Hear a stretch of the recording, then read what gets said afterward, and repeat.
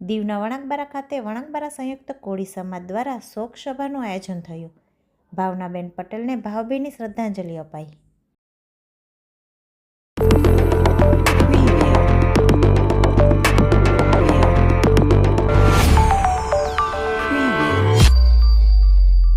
કેન્દ્રશાસિત પ્રદેશ દીવના વણાકબારા ખાતે દાદરાનગર હવેલી, દમણ, દીવ અને લક્ષદ્વીપના પ્રશાસક પ્રફુલ્લ પટેલના ધર્મપત્ની સ્વર્ગસ્થ ભાવનાબેન પટેલના નિધન અંગે શોક સભાનું આયોજન કરવામાં આવ્યું હતું. શોક સભા દરમિયાન ઉપસ્થિત લોકોએ પુષ્પાંજલિ અર્પણ કરી ભાવભીની શ્રદ્ધાંજલિ આપી હતી. વણાકબારા શિવ સદન હોલ ખાતે શ્રી વણાકબારા સંયુક્ત કોળી સમાજ દ્વારા શોક સભાનું આયોજન કરવામાં આવ્યું હતું. શોક સભા દરમિયાન સ્વર્ગસ્થ ભાવનાબેન પટેલના આત્માને શાંતિ માટે 2 મિનિટનું મૌન પાડવામાં આવ્યું હતું. ત્યારબાદ તેમની તસવીર સમક્ષ પુષ્પાંજલિ અર્પણ કરી ભાવપૂર્વક શ્રદ્ધાંજલિ અપાઈ હતી. ઉપસ્થિત સૌએ તેમના આત્માને ચિર શાંતિ મળે તેવી પ્રાર્થના કરી હતી. આ પ્રસંગે સમાજના પટેલો, આગેવાનો, મહાઅનુભવો, વિવિધ ગ્રામ પંચાયતના સરપંચો, ઉપસરપંચો, જિલ્લા પંચાયતના સદસ્યો, પંચાયત સભ્યો તેમજ મોટી સંખ્યામાં સ્થાનિક નાગરિકો ઉપસ્થિત રહી અને સ્વર્ગસ્થ ભાવનાબેન પટેલને શ્રદ્ધાંજલિ આપી હતી.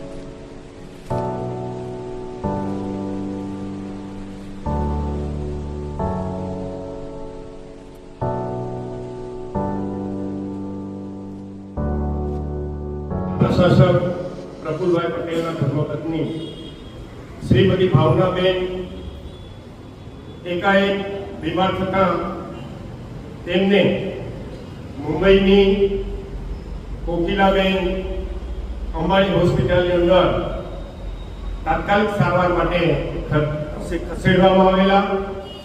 ત્યાં ડોક્ટરોએ ખૂબ જહેમત ઉઠાવી તેમને બચાવવા માટેના પૂરા પ્રયાસો કરવામાં આવેલા છે. તો અત્યારે ઉપસ્થિત બાળ સમાજના પ્રમુખ શ્રી નજીકના પ્રશાસક પટેલના ધર્મપત્ની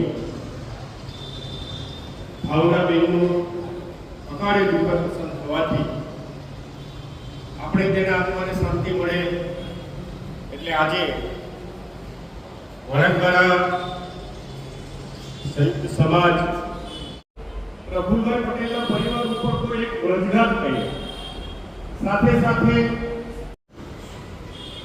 ઈશ્વર અગર આપણો પરમ કૃપાળો પરમાત્મા તેના આત્માને શાંતિ. રાજેશ ખન્ના એક પોતાની ફિલ્મી સ્ટાઇલમાં કહેતા કે જિંદગી લંબી નહીં, जिंदगी बड़ी होनी चाहिए. जिंदगी लंबी नहीं, जिंदगी बड़ी होनी चाहिए. आ एक सेंटेंस में आखिर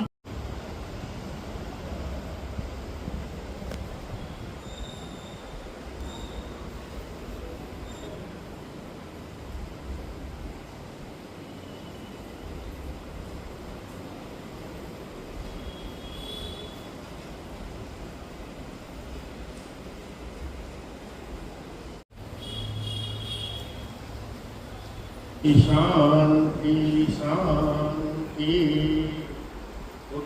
परोक्ष या प्रत्यक्ष रीते मैंने मैसेज न पहुंचाओ कोई जानकारी न થઈ હોય તો આપણો કાર્યક્રમ છે ઘર ગુજર કરવા વિનંતી. આપણે શ્રદ્ધાંજલિનો કાર્યક્રમ અહીંયા પૂર્ણ જાહેર કરીએ છીએ.